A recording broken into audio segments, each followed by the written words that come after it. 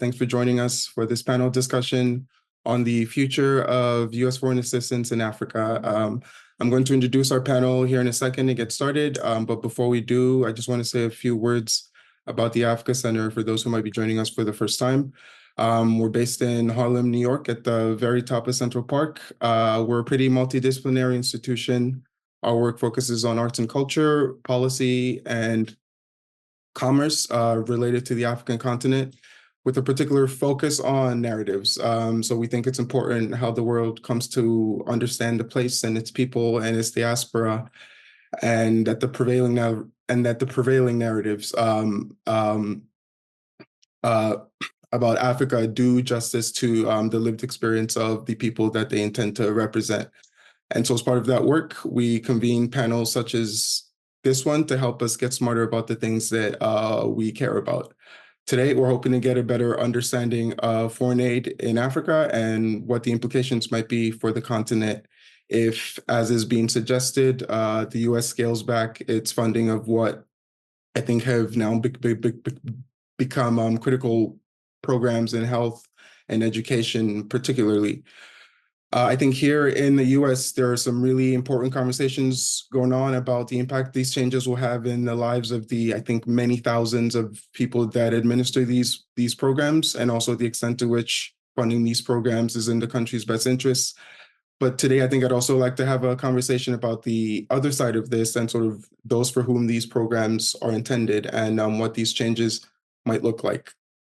And to help us do that, we're pleased to be joined by a very multidisciplinary panel as well of people who are very well versed in these issues. First, we have Solomon Ekkanem, who's an editor at Business Insider Africa, specializing in African development and global economic trends. He also wrote a piece about the USAID pulling out of Africa and its impact on healthcare NGOs recently. You should check that out. We're also joined by Stephanie Musho, who is a human rights lawyer and currently leads Catalyst Africa, which is a continental consortium focused on advancing abortion rights and care across Africa. You can also catch her on her podcast, The Steph Musho Show, which examines leadership in Africa. Catherine Lauer has had an extensive career in humanitarian assistance, including at the World Food Program and at USAID, where she worked for over 29 years until very recently. And finally, we have Dr. Emmanuel Agogo, who has had an extensive career in public health, primary care, and global health security. He also currently serves as the Director of Pandemic Threats at FIND, where his work is focused on addressing critical health challenges and access to diagnostics in resource-challenged settings. Panelists, it is such a pleasure to have you here, and thank you all for joining us. I want to start a question to all of you, and sort of if we can get just really quickly in all your respective areas of work, and just give us a sense of how the recent news has been received, and if you could provide a sense of what I think just the general reactions have been. If I could start with you, Dr. Gogo. Yeah, thank you. It's a huge privilege to be here. Thank you, Tunde, for having me on this conversation. I mean, it's been a mixed bag of emotions, really, on the continent. With the announcement. I mean, the truth is that there's been huge implications in terms of the the economic impact on people's jobs and lives and livelihoods, for people who work in these areas, and then of course, more importantly, the downstream effect on recipients of the aid, of the interventions that come from the aid has also been significant. I mean, one of the critical things that you found, if you recall, was that all of a sudden people who were on treatment for TB, for malaria, for HIV were no longer able to access those services. And that meant that, the huge reversal in the gains that had been achieved in preventing and saving the lives of these individuals, not only in Nigeria, but across the whole continent as well. The impact in terms of education has also been significant. African, because we know that there's been funding that supports educational initiatives in various schools across the sub-Saharan Africa, things around teacher support, and so on and so forth. But even more, and then finally, I mean, the more ecosystem approach to the civil rights and other rights related activity interventions that were funded from the USAID. All these have been stopped, and it's been a huge shock to the system for the governments, for people who deliver services, for recipients, and for the African continent as a whole, because it changes the narrative of engagement. Back to you, Tunde. Yeah, thank you. That is a dire way to start this. You mentioned everything. That is literally every sector I could think of that feels like it's affected by that. If I could come to you, Stephanie, I think you have a bit of a broader view on things. I'd love to get a sense of what you're hearing. Yeah, and it's great to be here. And I definitely agree with Dr. Gogo. I think for me, coming from human rights, specifically on gender and reproductive justice, I would say, every 4 years with the oscillation of what is the Mexico City policy, or what is commonly referred to as the global gag rule, which is a US foreign policy that prevents foreign nonprofit organizations from engaging in any work, so advocacy, information, service provision on abortion rights, even if they're doing so with non-US government funding from, engaging in that. So every 4 years, depending on who's sitting in Washington, this sector that I work in has kind of had these disruptions. So, with the entry or re-entry of Trump, this was really expected. But I think what was not expected was just the obliteration of USAID, right? And the suddenness of it. So that's definitely a shock. And like Dr. Gogo said, it goes into people's income, livelihoods, but also the recipients. So that was shocking to some extent. But I think also from a Kenyan perspective, we're coming from a very, I would say, sensitive time, coming from protests on debt and financing. And a lot of that, from a Kenyan perspective, was being driven by the IMF and the World Bank. And so there was a lot of joy, from a cross-section of Kenyans calling for accountability and self-sustenance. So, a mixed bag of emotions, like Dr. Gogo said. Definitely mixed bag. And I think like you said, it's a new administration, and I think there's always some expectation that some things will change with regards to foreign policy, but I think it's sort of the speed and the extent to which these sort of drastic changes have come in foreign policy and aid specifically, that I think has come of a bit of a shock to the system. Solomon, I'd love to come to you next if you could. Okay, so I'll come in as a journalist now, and what I'll say is the whole situation kind of like exposed how African governments have like over relied on aid all this while. Okay, because who would have thought, like Dr. Google mentioned earlier, look at all the sectors he mentioned, from health to education and to all that and all that and all that. Why are African countries wholly dependent on the US for all these aid? Okay, why are we like over reliant on the US for all this? For you understand, when we have like budgets every year, okay, these countries churn out all these budgets every year, and all these sectors are on the line, and huge amounts of money are being pushed into these areas. And at the same time, we keep relying now for people like my co-panelist, Dr. Gogo. He is here in Nigeria working his ass out to make sure things work out well. And what does he get? You can feel the disappointment in his voice that the aid has been cut off, which means this aid has funded like most parts of the projects they've been working on. And I just think it's not supposed to be so. Okay? So what this whole episode has just shown us is that we in Africa, we have to do a whole lot of going back to the board and going back to our drawing board and to find out what exactly is the problem so that we can stop being over-reliant on foreign aid.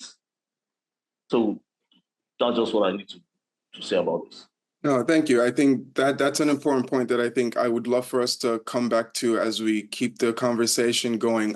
Before we do, I want to come to you, Catherine. So you have a different view on this because I think you have with your time at USAID, you've been on the sort of the donor side of things, and I'd love to hear what you're hearing in your circles around what sort of this shift means for the aid sector more generally.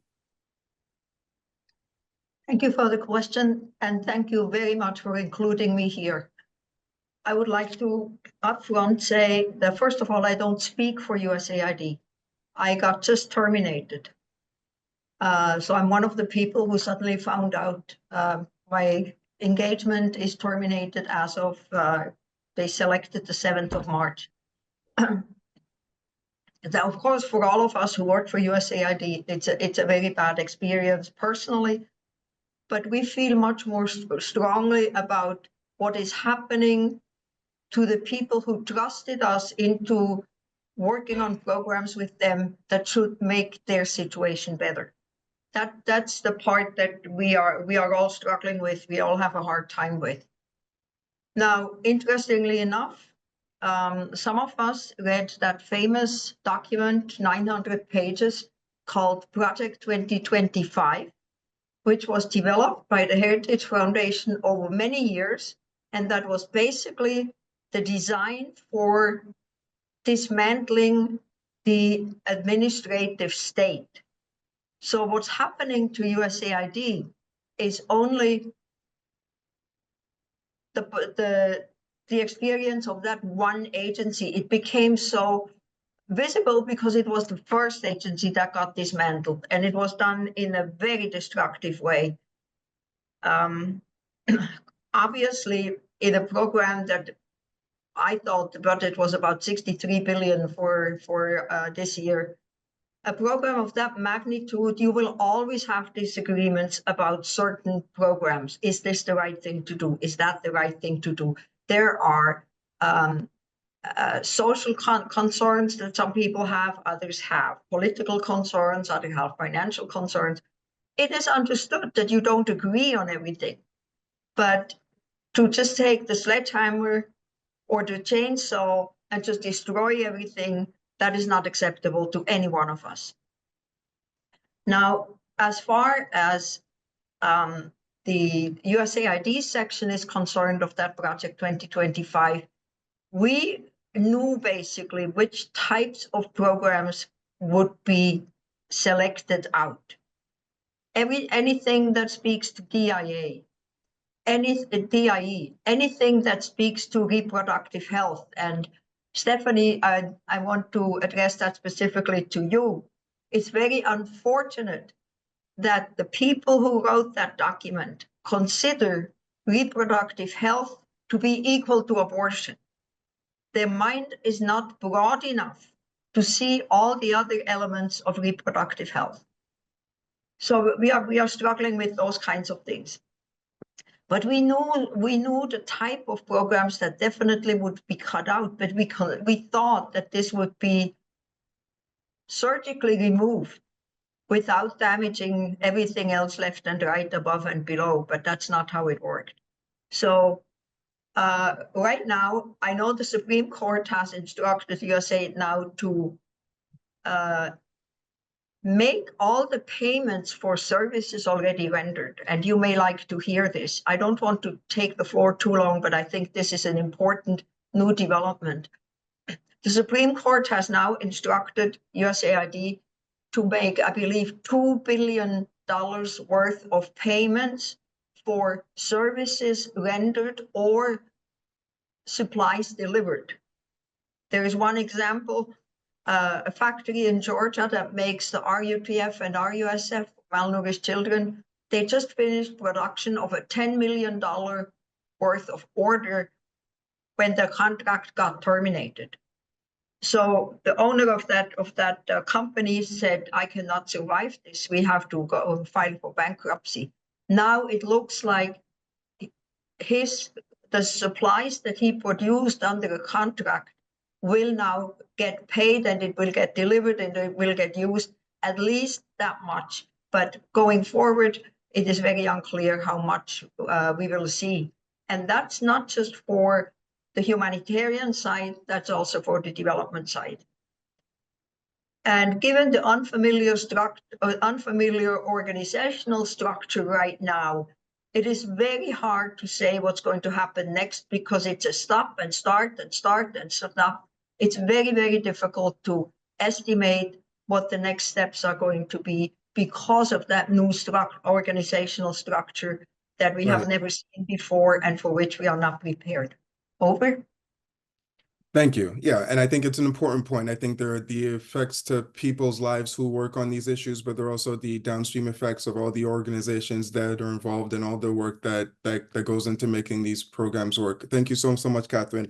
Maybe we can pivot a bit. I want to come to you, Steph, really quickly, and take kind of a bigger picture view of aid in general, and kind of this idea of like, okay, so what if the US does decide to scale this back completely and not return in any kind of way? I think since 2003, the US has provided about 25 to 30% of all kind of official development aid across the world. And I think there's this question of, okay, does the US putting in this much because it physically can, right? It has the capacity to do this, or is this kind of a more philosophical / will thing? And if they do pull out, do you need to replace that sense of urgency and desire to push these principles, or is it really replacing the money? Well, I think, first of all, America doesn't owe Africa anything, right? And America is not, it's not doing Africa a favor, I would say, because they also benefit from the aid. I mean, they use it as a tool for soft power, right? But I think going back to your question, has it been effective? Since 2003 to date, this is 23 years, and we're still in this dependency cycle. I don't know how much has changed and how dependent have we, or I should say self-dependent, have we become as African countries, given this 25 to 30% that America is giving the continent, or, the world, and what's coming to the continent. Dambisa Moyo argues, in her book, Dead Aid, that this has actually made it worse for Africa because it promotes corruption and this dependency cycle, and is a threat to sustainable economic growth. And I think parallels could be drawn even with the philanthropy sector. For us, nonprofit organizations that go and get money from private philanthropies who are funding the same organizations in the same countries doing the same work. So creating that hyper competition and having that restricting funding.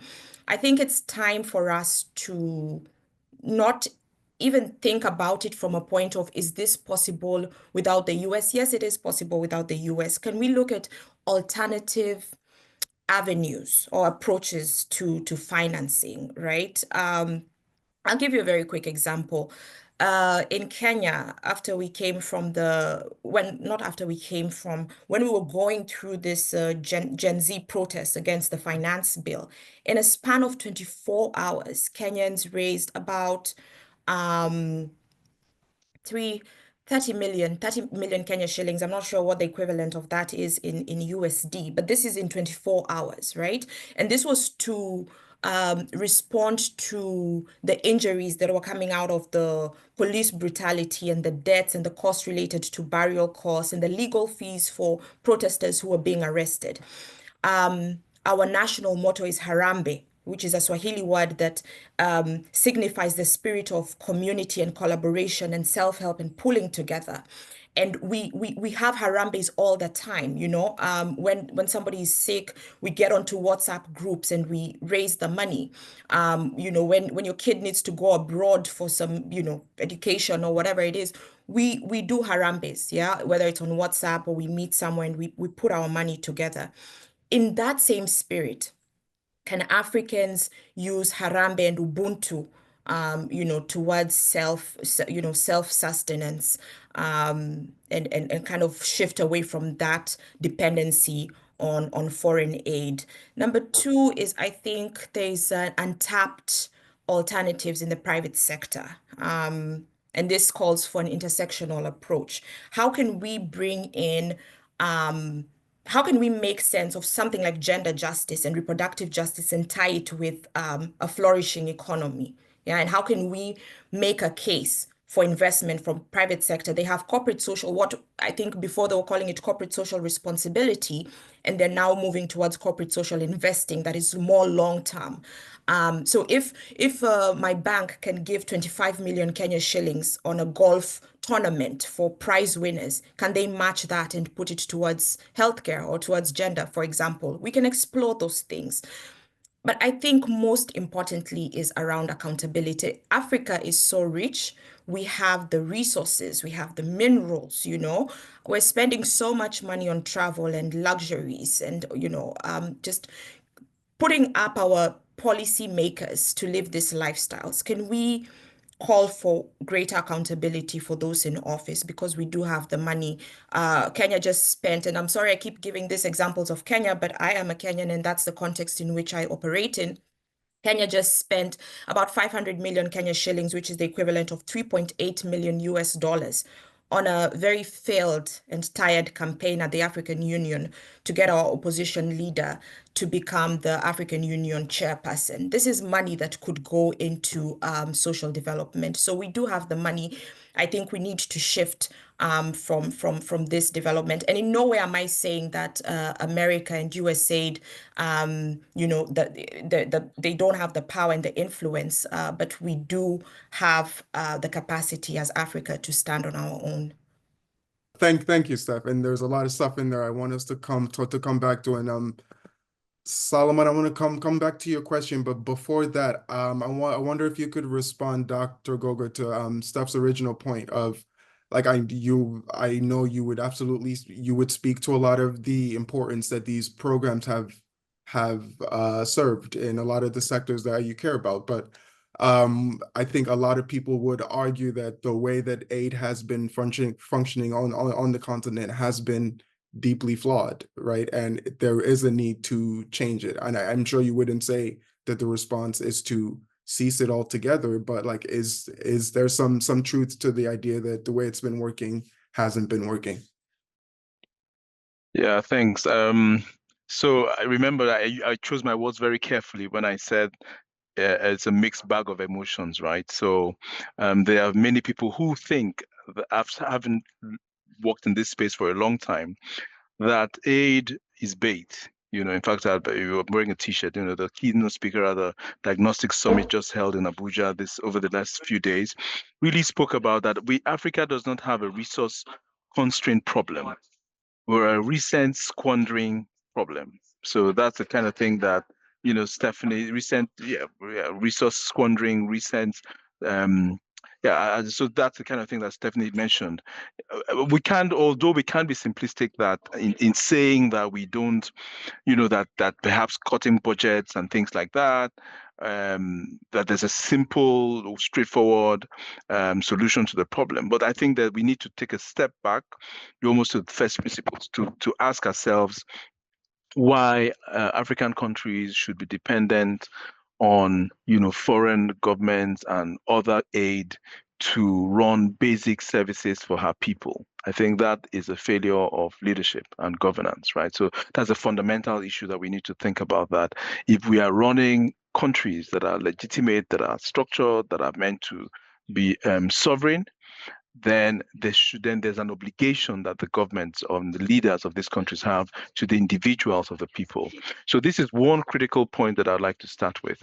The second point that I'll make is that when you think about the way that budgets are built and budgets are passed in many countries, it is usually a very complicated maze of things, right? So where increasingly, lobbying creates a scenario where the focus of many of the politicians and many of the the leadership and many of the elites in African countries are focused on generating incomes and budgets that serve their own purposes and do not provide, the basic livelihood and support to the people of their countries. And I think that is a huge, huge problem.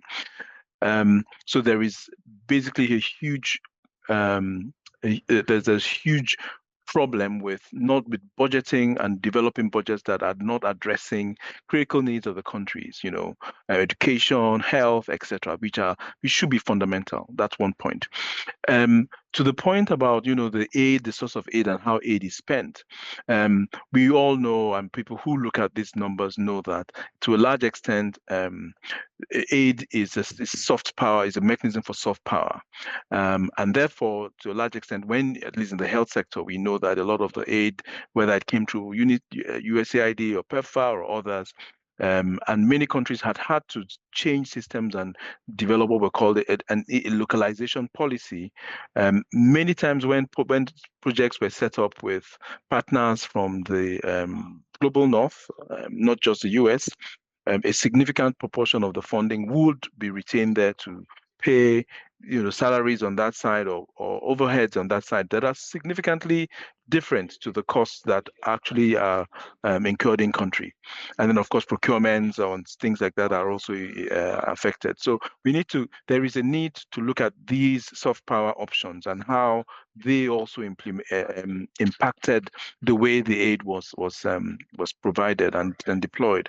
The other thing I would say, another concept that people have been thinking about is that aid is bait, right? So many somehow in many and in a good way and in a bad way, right? So even though these funding that come to many countries are focused on narrow areas, you have found over time that for this reason and I would say that I was on both sides of the divide, that funding salaries and the way things are done for those who implement a lot of these programs is generally better than the public sector. So public sector workers are not very well paid, and therefore there was always a transition and a sucking of human resources and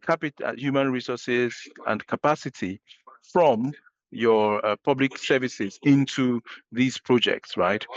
And also a tendency to verticalization of systems. You want to do a project, the only way to do it is to go quickly, go deep, get a HIV program done, get, the education you need to do, nutrition programming, you do that. And therefore the lack and governance, unfortunately over time have lost the capacity for this broad-based planning that allows you to look at resources, find commonalities, do integration and get great value for money. So this has been a huge challenge that has happened.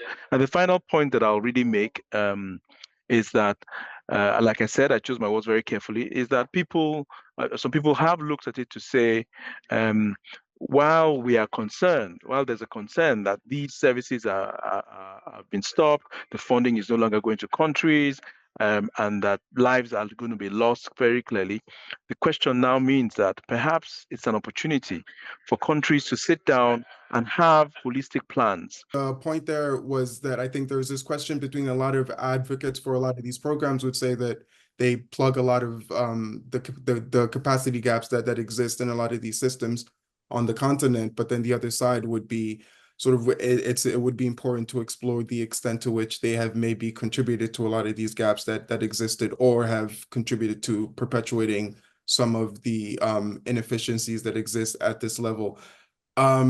Solomon, I don't know if we have your sound back, but I'd love to come back to you just so we get a bit more specific. I think we're talking about aid in very sort of vague terms, and I'd love to get a sense of what kinds of things are we talking about being affected, and like how quickly and in what sectors is the most pain expected.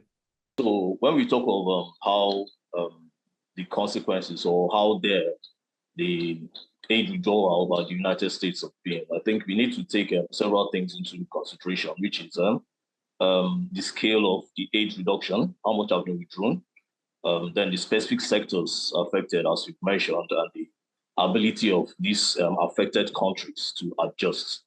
Okay, now from the question, we all know that the aids were significantly cut and were sudden. I don't think any country would say, yes, I was prepared, although the signs were there. Right from when Donald Trump was campaigning, he mentioned that he was going to cut aid. He was going to like cut down the cost of governance. And any right-thinking politician looking at this, you should know, okay, cutting the cost of governance is going to mean cutting everywhere governance forms were attached to, and that includes foreign aid. So we also know that for countries that rely heavily on US assistance for critical sectors, now these sectors, healthcare, food security, infrastructural development and stuff, okay, these countries are going to be mostly affected, okay? Now, let's look at the countries that were mostly affected. And I think according to the Center for Global Development, 8 countries, which include South Sudan, Somalia, Democratic Republic of Congo, Liberia, Afghanistan, Sudan, Uganda, and Ethiopia. These 8 countries were the most hit, and these countries have 2 things in common. Number 1, 7 out of these countries are African countries. Okay, that's one thing that I've got. And the second thing is most of these countries are hit mostly by humanitarian crisis. Okay, so now let's take away the economic factor, because when you look at these countries, you say, okay, yes, these countries have their own internal issues, which are not like, okay, let's say they may be though economically generated, but the most things that affect these countries are humanitarian crises, from climate change to other things that are not humanly caused. Now, apart from these countries, which you can say, yes, they really need aid, because let's not take that away. We might say, okay, yes, we don't need foreign aid in Africa and other Africans who can take care of ourselves. But when we look at these countries like South Sudan and Somalia, okay, when you bring them into context, we find out, okay, yes, definitely, these countries are passing through the most severe form of humanitarian crisis, need foreign aid. Now, let's go to South Africa, okay? South Africa, their land reform policies and all the issues that they had with Donald Trump that led to cutting off foreign aid. And they are crying. And you ask yourself, why should a country like South Africa be crying? You understand? It doesn't mean they were not prepared for this. It doesn't mean the government has not like put things in motion in case if such aid stops falling in. South Africa has like, I think the highest number of people living with HIV in Africa, okay? 7.8 million, if I'm not mistaken, that's like 13%. Okay, and this country has been dependent on US aid for the most time for supply of drugs, apart from drugs for HIV positive individuals, for other health-related instances. Okay, and you ask yourself, why is this happening? Why is this happening? Why should a country like South Africa be wholly dependent on the US for such things? Yes, Nigeria too. We all have our own flaws, but let's look at what the country's government did immediately the US aid was cut off. You understand? They swung into action. Okay, some amount of money was released immediately to cover up the cost of drugs. Okay, that were cut off the aid. And let's take for instance the 28,000 health officials or health personnel that lost their jobs when the aid was cut off. What happened? The federal government absorbed them immediately, okay, and took responsibility for their salaries. Now we ask ourselves, what if the aid was not cut off? Does it mean the Nigerian government would not have stepped in and covered the cost of these things? So yes, while you may say, okay, US aid is not needed, and the cutting off of the aid was abrupt and sudden. Yes, but we should ask ourselves, countries like Nigeria and South Africa, okay, why should we even be one of the countries, apart from those 8 countries that I mentioned earlier, which, yes, they are wholly dependent on aid due to their own humanitarian crisis, but countries like Nigeria and South Africa, we should not even be there. Okay, we should not even be there. So right, I think that question of like the size of the country versus the extent to which you think they should be dependent on these types of programs, I think is important. I think there's an important point about sort of, let's say you do agree that these transitions need to be happening. What is a reasonable, feasible amount of time that these things can be happen in a way that doesn't jeopardize the people that depend on this aid? Catherine, I would love to come to you, and something that Stephanie said about sort of aid in some ways functioning as a tool of US soft power. And I think I'm sure you would speak to a lot of the work that you've done as being important to the lives of the people you are helping. I don't know if you would consider yourself to be a US diplomat per se, but to what extent would you say aid changing in this way is sort of contributing to the sovereignty of these of these countries in some sort of significant way? About changing the way AID is viewed and provided. Is it that what you want to talk about? Correct.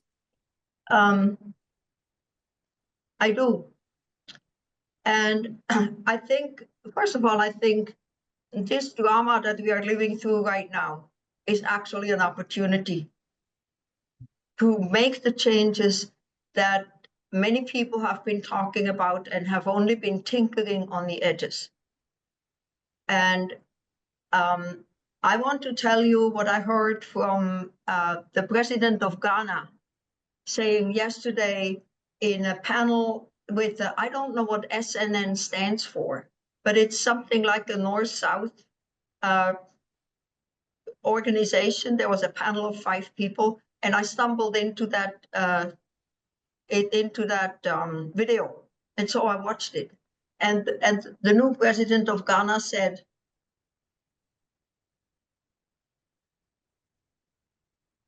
USAID had to be stopped. It couldn't go forward the way it has been for all those many years. We need to be more self-reliant and take care of our own vulnerable people. We need to recalibrate the post-World War II international order. That is outdated. It has to change. Now, this notion is not new in Ghana. Already President John Kufuor, who was in office 2001 to 2009, he said, and I heard him say that, I would gladly give up all foreign aid, including World Bank loans and grants, if I could have a level playing field for Ghanaian cotton and other products. Friends of mine, I live here since 2019. I'm frequently out working somewhere, but this is my base. My Ghanaian friends have been talking about this for years, for many, many times. And they have always been talking about needing more agency in how development is being planned and funded and carried out in Ghana. Now, I speak specifically about Ghana. They felt we should do these things ourselves. So one thing that President Mahama said yesterday was that he is at the beginning of his term.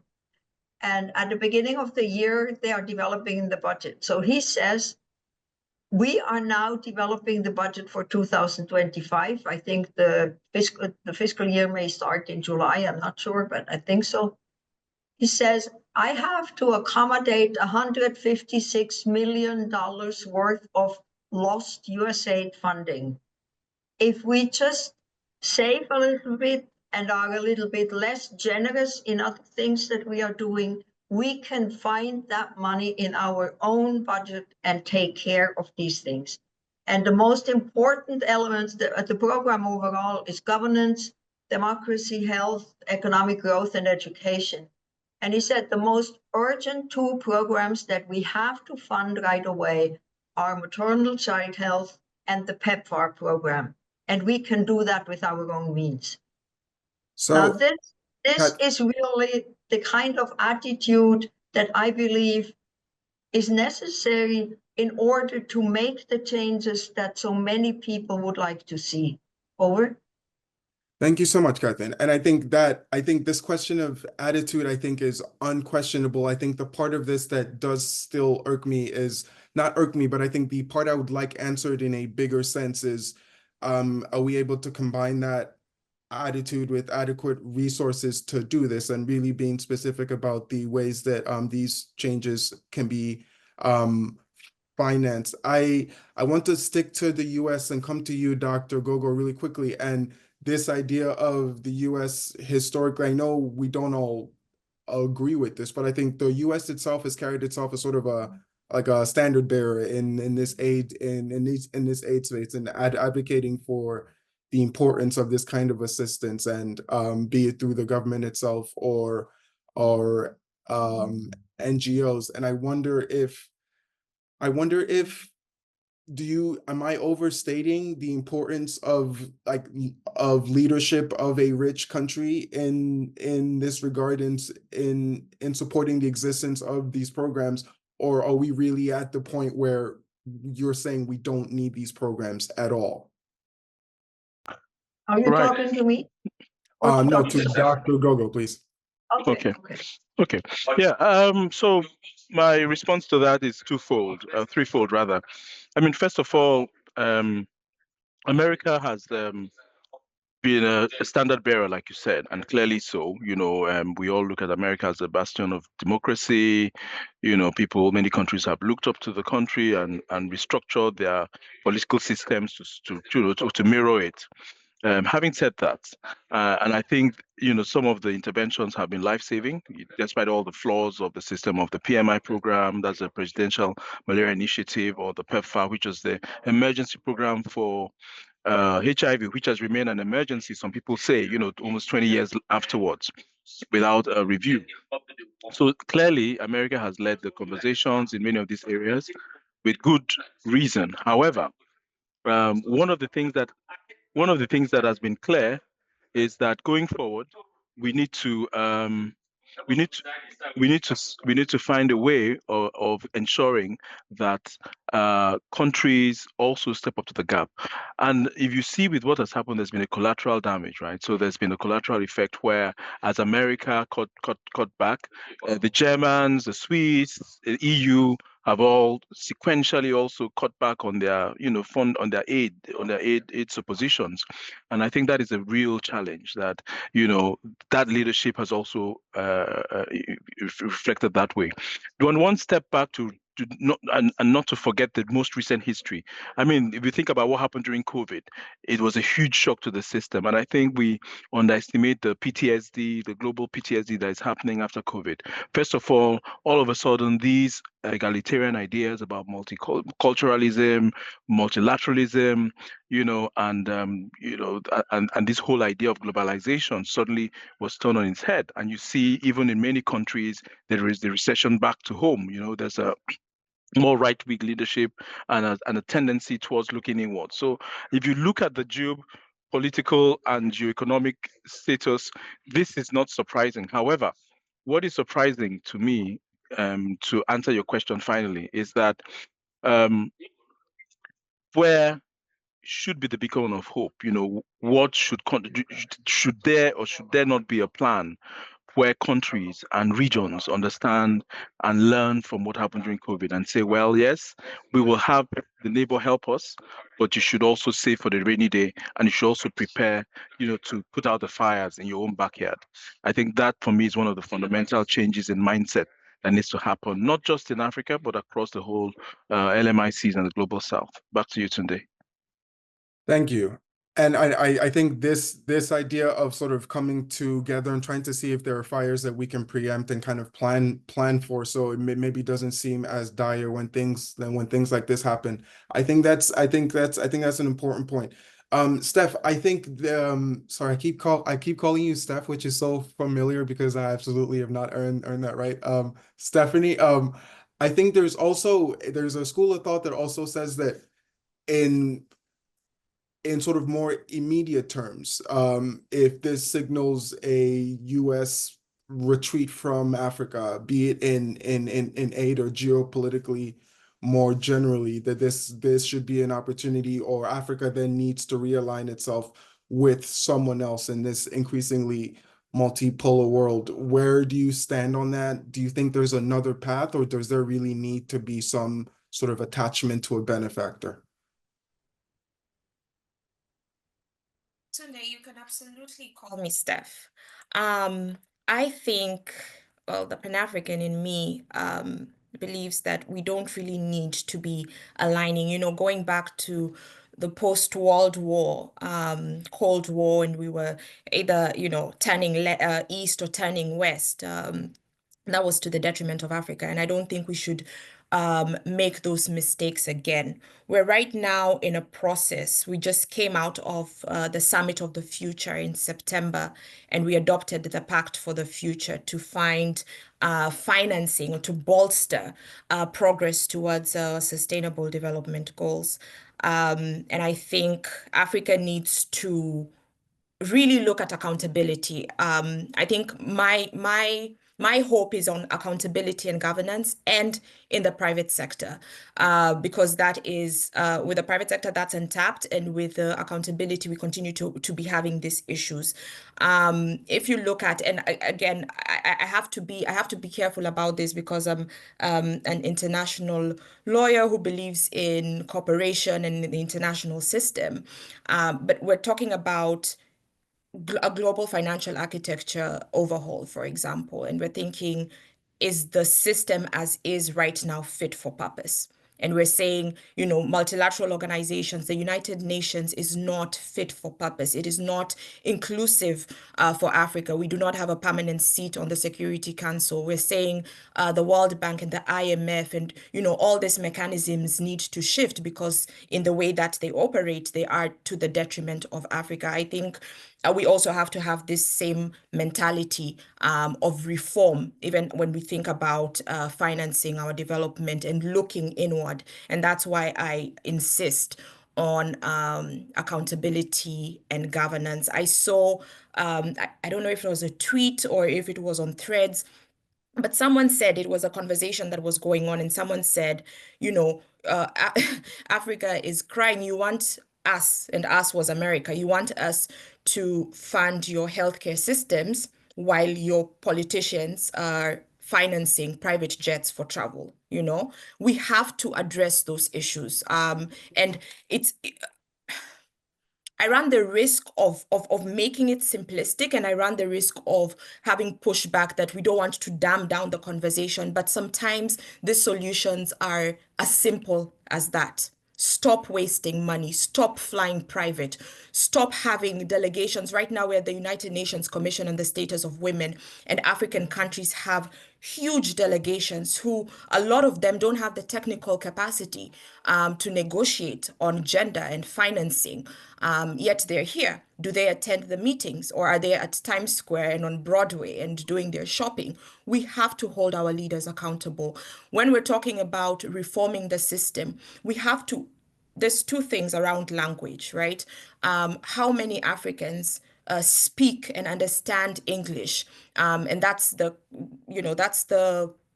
language that is used in making decisions that are affecting Africa. But two, there's exclusionary language in jargon, and I'm going to go back to the financial architecture reform that's supposed to be financing our development goals for people and planet. When we're talking about issues like special drawing rights and hybrid capital, climate financing and carbon markets, these are all such difficult words to digest, yet those are the same things at macro level that are going to affect the meso and the micro. So we also have a responsibility to ensure that we are, in our language and in the way that we're socializing these issues, we're bringing people along with us so that even at national level, they're able to hold their leaders accountable and demand for these things. So everybody does have a responsibility towards Africa's prosperity from a point of governance. Thank you, Steph. I think that's really important. And before I come to you, Solomon, I want to come back to you actually, Dr. Goga. I want your take on this. This question of this being an opportunity for Africa that was mentioned. What would you say?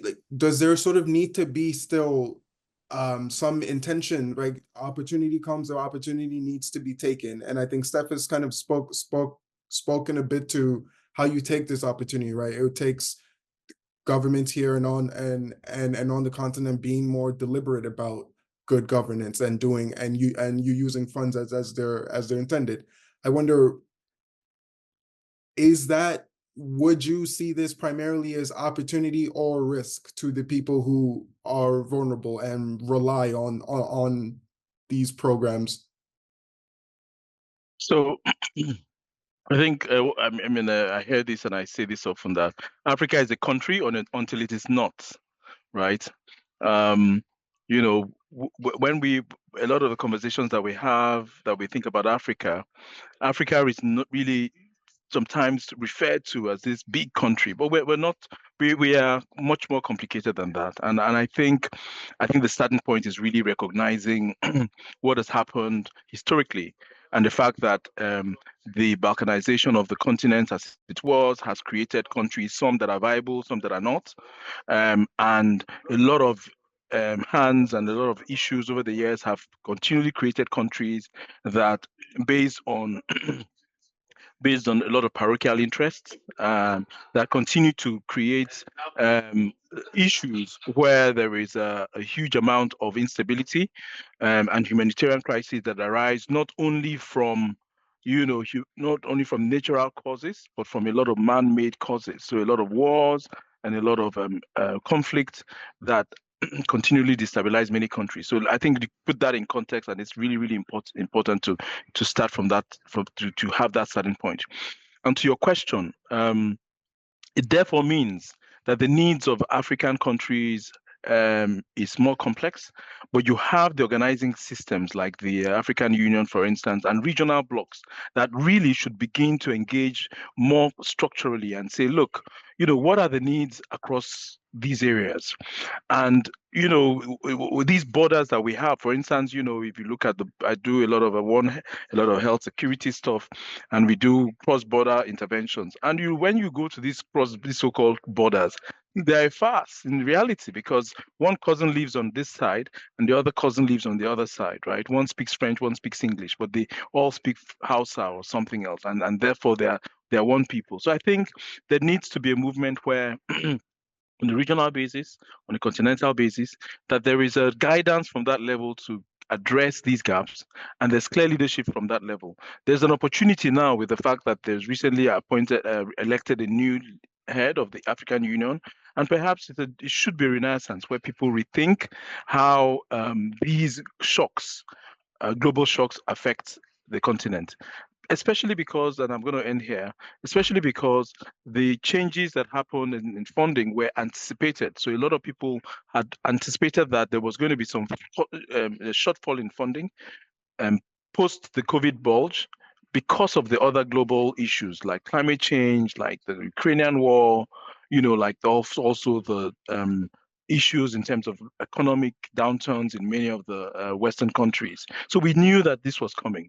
I just think that people didn't know how bad, and there was a little bit of denialism in the whole mix of things. Back to you today. Thank you, Dr. Gogo.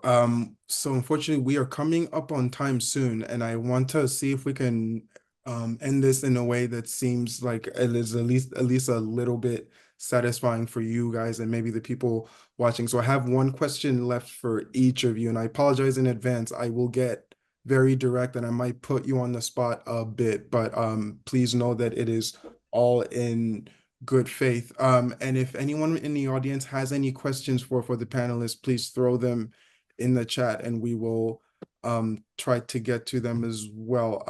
Before we ask the questions, I see Catherine has her hand up. I don't know, do you still have a point you want to make, Catherine? But before I go and ask you all sort of closing questions, please.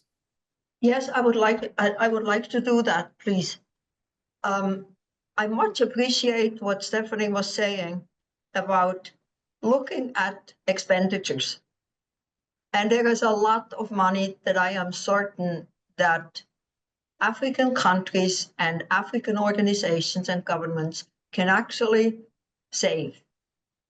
And you were talking about all the travel, that you were looking at external travel.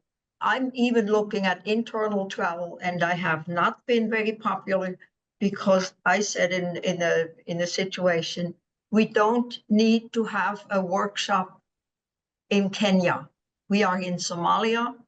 We have hotels here. They are not all that fancy, but they have the right facilities. We can have the workshop right here. We don't need, oh no, I don't want to go to a workshop if there is no per diem. That attitude has to stop, because that's where a lot of money is being wasted. And I think that there is nothing wrong with tightening the belt a little bit, externally as well as internally. But the other thing that I wanted to mention is, again, that President Mahama was particularly focusing on, we have to look at internal African situations. We have to develop the trade within Africa, east, west, north, south, all of it. We have to focus much more on our interdependence within the continent and not look outside all the time. So I thought that was an interesting comment on his part.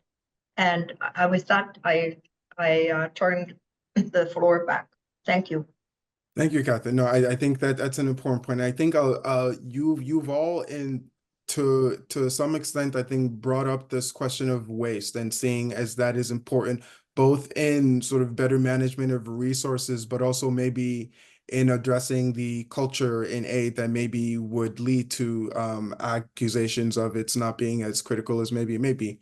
And I think that's fair. I think I wondered the extent to which, if everything was administered as efficiently as possible, that would sort of have led to a different outcome to what we're facing now in terms of it being sort of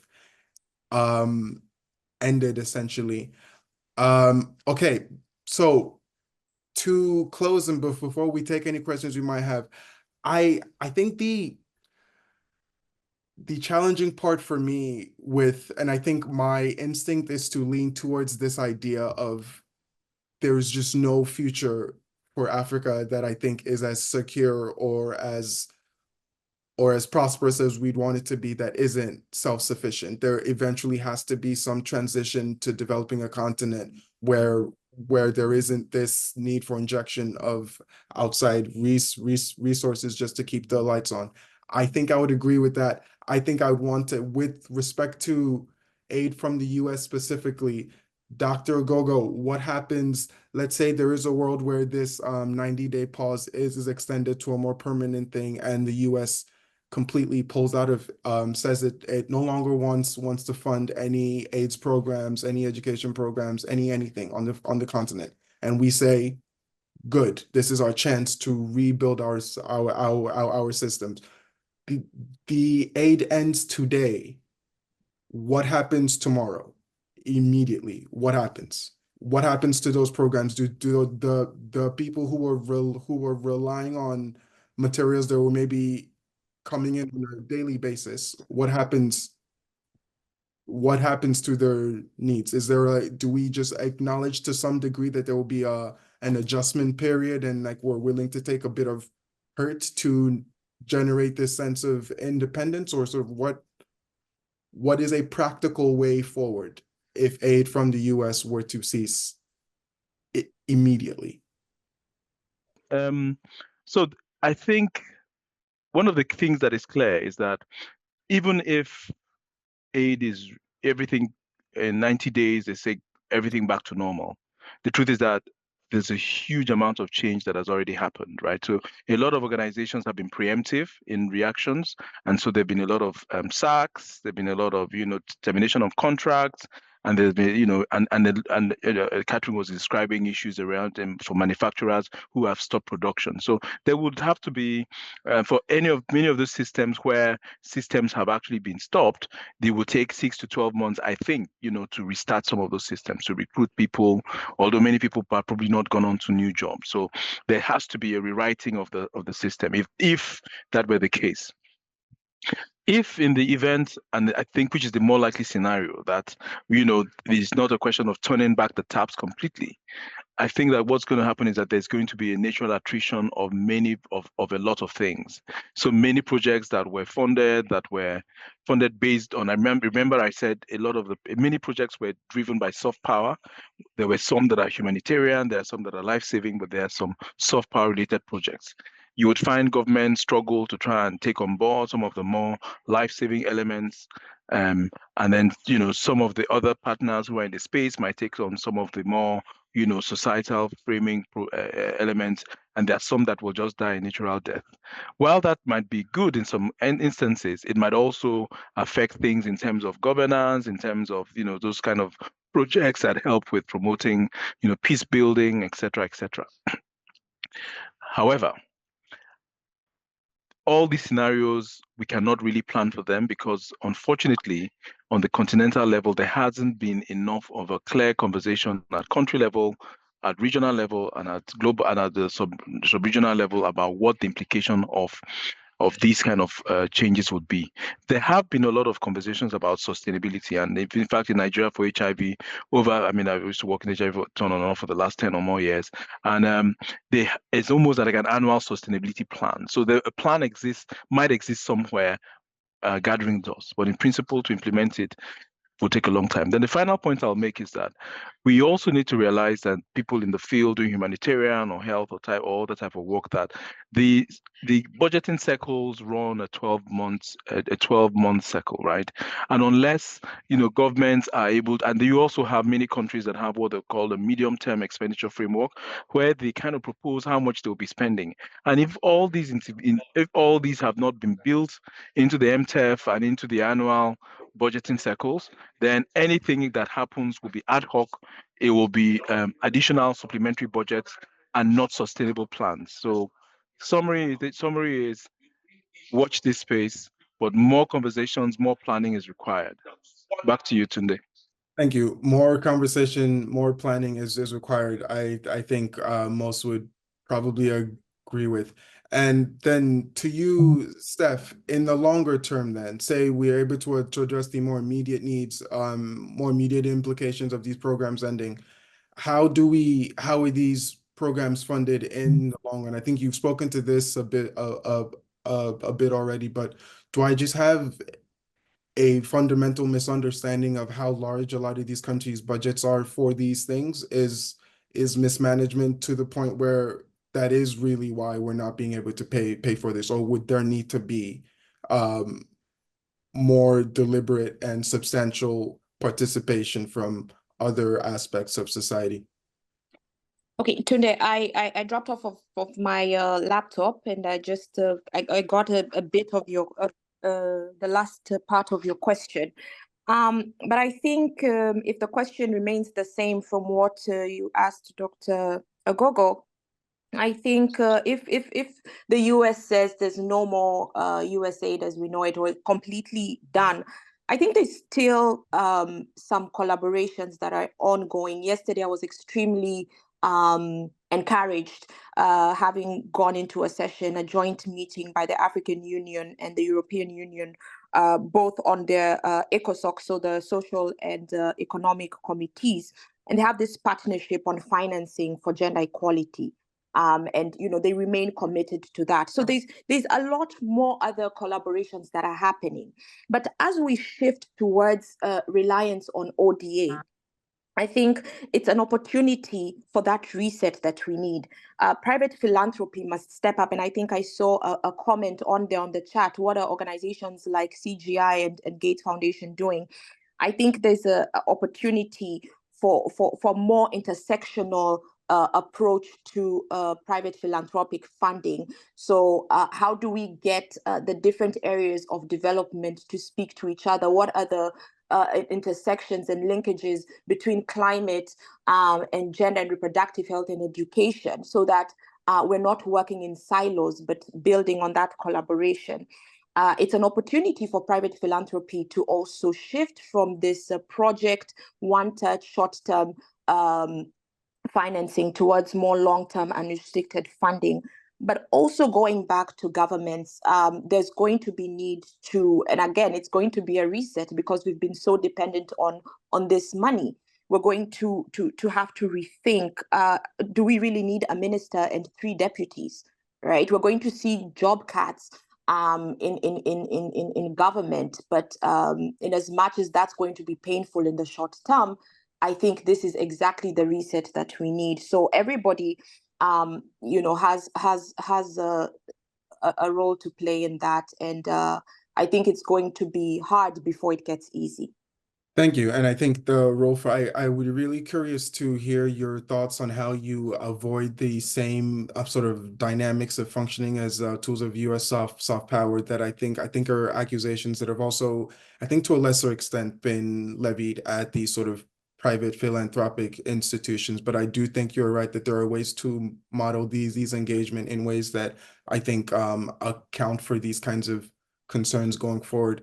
I want to close with you, Solomon. And so before that, I want to come to Catherine and just ask you, I think just considering, I think what I think you would agree would be, I think, misgivings, minor misgivings, both on your part and the part of your panelists as to sort of the way that aid has functioned. And like, let's say we do live in a world where the current administration does do away with any kind of substantial US participation in this space. I wonder if you do think there are elements of the work that you and your colleagues have done over the years that you think should still be looked to as models for the ways that these kinds of institutions can function going forward? Or do you think it does require a complete sort of reset in the way that has been described? For me? Yes. All right. I can tell you, based on information that I received yesterday, out of the 5,200 projects that were on the books at the time when the new administration decided to terminate USAID, more or less, 1,000 projects will be maintained, and they will be implemented with personnel out of the State Department. So USAID as such will no longer exist. But whatever was selected is going to be managed out of the State Department. We have successfully avoided that integration over many, many years, but this time it was we call it a hostile takeover. It was a different matter. So possibilities to get funding with a USAID program or a US government program is likely to continue, but I cannot tell you any details. I only know that out of 5,200 projects, 1,000 are now reserved to go forward. But at the same time, I firmly believe that African countries should use this opportunity to be much more forceful in taking the lead in everything that happens, to have full agency in what is happening. And the people that I used to work with, they should not travel to a country with a fixed plan in their head. This is what we are going to do for this sector, this sector, and then basically impose it with some negotiations a little bit here and there. It should be that these visitors from wherever they come should come with an open mind and be ready to have discussions. What does the country want? What does the country need in the opinion of the leadership in the country? Talk with the government, talk with the private sector, talk with civil society, talk with the population, find out what they want, and never forget to talk with young adults. Apart from male and female, young adults, talk to them. They have a very different opinion of what should happen than men and women that you can talk to. I have an example from Somalia that was stunning. Nobody knew that the youth was having so much different opinions about what they wanted to do than everybody thought. So to me, this sad situation that we have, this pain that we are going through, particularly the participating countries, but also we who have been working for the organization and have put a lifetime of effort in it, the fact that this is happening is creating an opportunity to start changing the way we do things. And that is the kind of thing that my Ghanaian friends have been telling me for years, that they would want to have more agency and more control over what happens, and not just being a recipient. And Stephanie was talking about it, that it creates a sense of laziness. It creates a sense of, well, something is going to come and I just wait until it arrives and then somehow it fits me. That we shouldn't operate like this anymore. Over. Thank you so much, Catherine. And I think your point about sort of trying to source more perspectives and into the way that we develop these relationships, I think can never hurt. We have a few questions that I'd love for us to get to, but before that, Solomon, I think your last point, you had spoken about sort of your disagreement with the fact that countries like South Africa and Nigeria did at all have any kind of aid footprint whatsoever, and you kind of highlighted the example of Nigeria as maybe an example of how you can plan for life after aid. And I just to give you a chance to put a finer point on that. Do you think this should also be the path forward for some of the other countries that you mentioned, sort of like you mentioned Somalia and I think Sudan to an extent? And I wonder, sort of, is that a feasible model that you think is enactable, and sort of how would that work in these countries that are relatively less resource? Okay. Like I said earlier, when you want to compare the countries I mentioned, you find out that let's say, for instance, Nigeria and South Africa, they are richer countries, and they also have good economies if you come to think of it. So I wouldn't likely say countries like South Sudan or Somalia should be in the same position like Nigeria is. Okay, so I actually believe that countries like that should have aid. Countries like that should be allowed, okay, to kind of depend a little bit on aid because of how the economy is and the kind of humanitarian crisis they are facing. But like Dr. Gogo earlier said, Trump's 90-day relief or something, it will soon end. And when that ends, believe me, everything is going to change. So while these countries may not really have the facilities, okay, to prepare for such emergencies or cover up for the health lapses, okay, the lapses in the health sector, educational sector, the lapses have been noticed ever since USAID was cut off. I believe they should use this opportunity to prepare themselves for the worst. Okay, now, yes, for instance, most of the aid has been cut off, but we all know that Trump has granted waiver to PEPFAR, President's Emergency Plan for AIDS Relief, and some other health-related aid. So, and I know at least those ones will not be cut off for now. Those are like medical emergencies. Okay, now these countries like have PREP for those kind of for those industries, for those sectors. But for other ones like the educational sector and for the other sectors that may be impacted by the 90-day policy, I think those countries should try everything they can to make sure they can like fill in the gap if at the end of the 90 days those policies are cut off entirely. Okay, yeah, but for countries like Nigeria and the richer countries, they have no business. I don't think they have any business with humanitarian aid. They shouldn't even have humanitarian aid. So interesting. Thank you so much, Solomon. There's a question I have that I think is I would love for you to take if you could, Dr. Ogogo, and it's asking what, if any, sectors you think might be best primed to maybe develop these kinds of more owner-operated models of existence, and sort of what that might look like in a world where these systems had to prepare for a life without this additional injection of resources from US?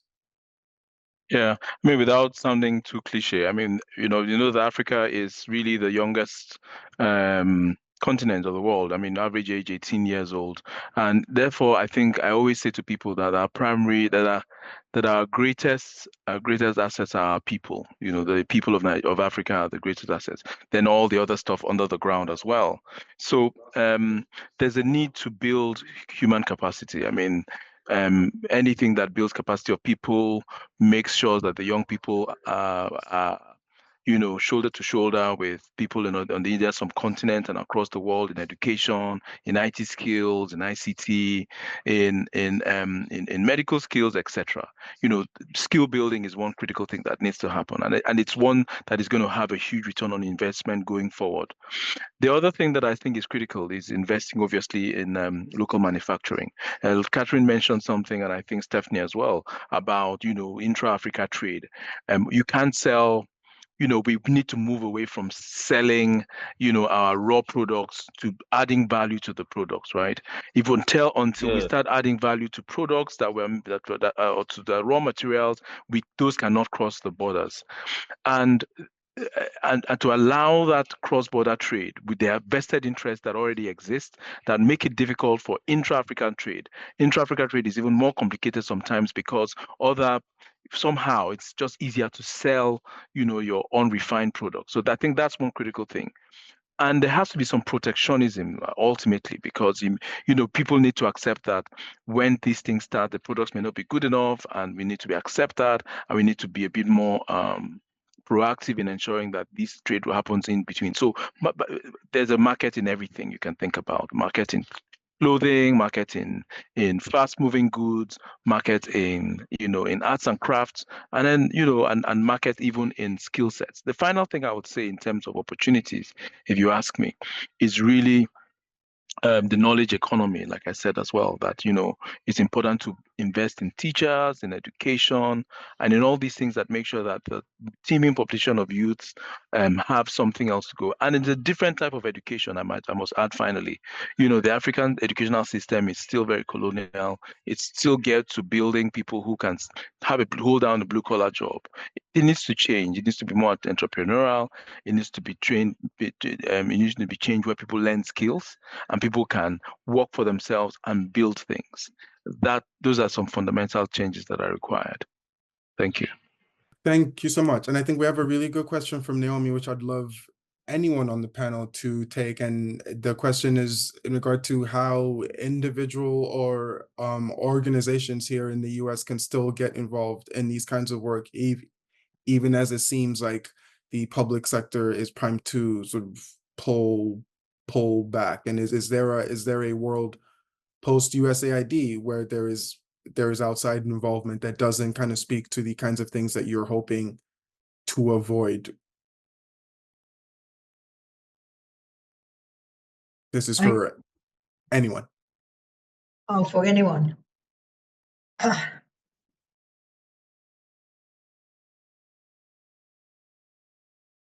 Sorry, I don't want to hog the floor too much, but I mean, one of the things we learned, maybe someone can jump in, but one of the things we learned during COVID was that, the diaspora, there's apart from the black tax that we talk about, there's a diaspora bank, right? And many economies in many communities are driven by the funding that comes from countries, from a lot of young people and people who are living in Western countries that still fund basic businesses and things. So funding money is agnostic to the source. Funding that is structured and used to build systems and fund activities and not consumed will definitely make a difference. So yes, and yes, for sure. Back to you and to anyone else. Yes, I would like to add here, I'm glad that you're talking about the diaspora. The time that I spent the last 2 years in Somalia, I learned that the remittances that come into Somalia are far more important than the total amount of foreign assistance that the country gets. Now, that doesn't mean that you steal things because it's only a small thing anyway. So that we had that happening, unfortunately. But just to say that what the diaspora contributes to the country's level of financial liquidity is very substantial in the case of Somalia. In the case of the DRC, when we really think about it, that country is so rich. There is no reason why anybody should get assistance for basic food and water and healthcare. Because the wealth that is in that country would cover all the costs to run it properly and to have everybody live a decent life. But it doesn't work that way. I understand. What can be done in post USAID? Well, as I said, the State Department will continue to maintain a good number of projects. What exactly they are, I told you I don't know. But I think right now we probably have to wait until we see what is coming. What are they bringing? And is there anything that is useful? And other than that, also talk to others. I mean, we have a lot of philanthropy, big ones and smaller ones. And when you talk about the European Union having focused more on other countries, actually they are taking much more care of Ukraine now, given that USAID, the US government has made this horrible decision about Ukraine. So I think the European countries are very much focused now on filling the gap in Ukraine. And that is not an excuse that I'm saying, it's just reality, and I'm very sad about it. Over.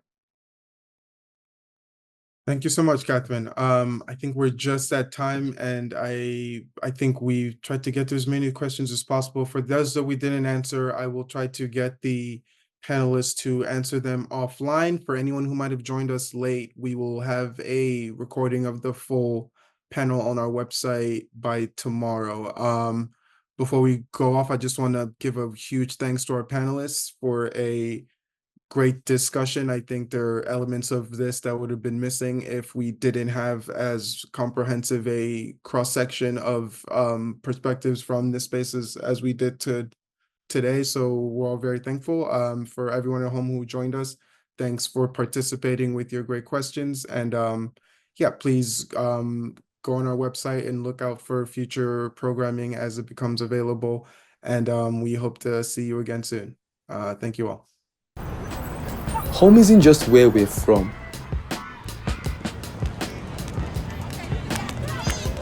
It's the sounds that move us, the stories that shape us,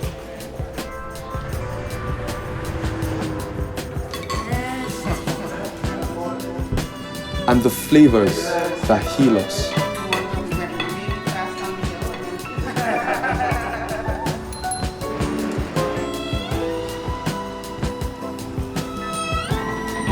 It's the communities that connect us, the ones that hold us down, the ones that raise us up. Home is a feeling we all know. So if you're looking for it, you can always find it here. The Africa Center. Home is here.